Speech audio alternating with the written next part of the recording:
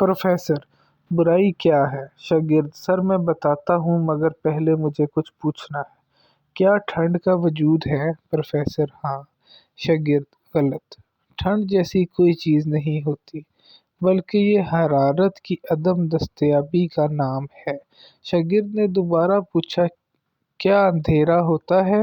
Professor: ہاں۔ شاگرد: نہیں سر، اندھیرا خود کچھ نہیں، بلکہ یہ روشنی کی غیر حاضری ہے جسے ہم اندھیرا کہتے ہیں۔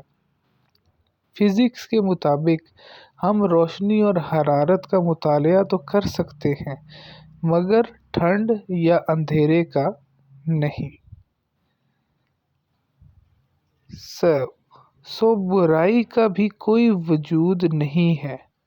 دراصل ایمان، محبت اور اللہ پر پختہ یقین کی کمی یا غیر موجودگی ہے جسے ہم برائی کہتے ہیں۔